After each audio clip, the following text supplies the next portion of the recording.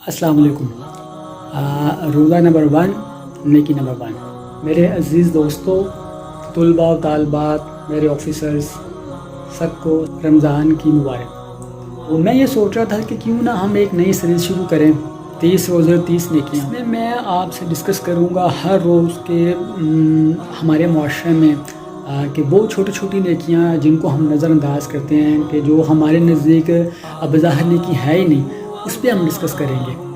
اچھا، میں ابھی جب نماز ادا کرنے گیا نا مسجد میں، تو میں نے وہاں پہ دیکھا کہ جو بوڑھے حضرات تھے ان کو نا سیڑھیاں چڑھ کے اوپر جانے میں دشواری اپنا پیش آ رہی تھی۔ مطلب کہ ہمارے جو محلے کی مسجد ہے نا، اس کے ایکچولی نا ground floor, first floor, third floor so on, اس طریقے سے ہمارے جو امام صاحب ہیں مسجد کے امام، تو وہ یہ اعلان کر رہے تھے جی کہ جو نوجوان حضرات ہیں وہ فرسٹ فلور پہ چلے جائیں اور جو بوڑھے حضرات ہیں ان کو گراؤنڈ فلور پہ جگہ دی جائے۔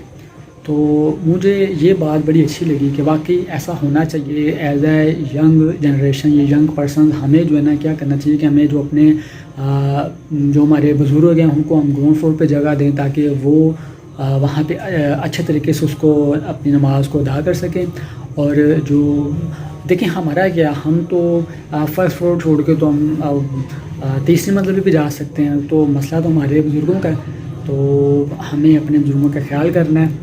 دیکھیں بظاہر تو یہ ایک چھوٹی نیکی ہے، لیکن آپ یہ دیکھیں کہ اگر ہم ایسا کریں گے، دیکھیں ہمیں اپنا نہیں پتہ کہ ہماری نماز قبول ہے یا نہیں ہے، لیکن آپ یہ دیکھیں کہ اگر ایسا کرنے سے اگر ہمارے دل میں یہ جذبہ ہوگا کہ ہمارے جو بزرگ ہیں ان بیچاروں کو کوئی تکلیف نہ ہو، تو وہ جو ہے وہ گراؤنڈ فلور پہ بیٹھ کے تو وہ ایزیلی جو ہے وہ نماز ادا کر سکیں، تو ہوپ فلی ہو سکتا ہے کہ ان کی وجہ سے اللہ پاک جو ہے نا ہماری نماز کو بھی قبول فرما لے۔ اچھا، جن کو تو یہ نیکی اچھی لگی ہے وہ تو کریں مجھے سبسکرائب، اور جن کو اچھی نہیں نہ لگی وہ مجھے کمنٹس میں بتائیں کہ یہ نیکی ان کو کیوں اچھی نہیں لگی۔ ہاں، اور وہ کل تک ویٹ کریں، کیونکہ کل میں ایک نئی نیکی نمبر 2، روزہ نمبر 2 اور نیکی نمبر 2 کے ساتھ آؤں گا، اور ہو سکتا ہے کہ آپ کو وہ نیکی اچھی لگے، تو تب تک آپ ویٹ کریں۔ اوکے، اللہ حافظ۔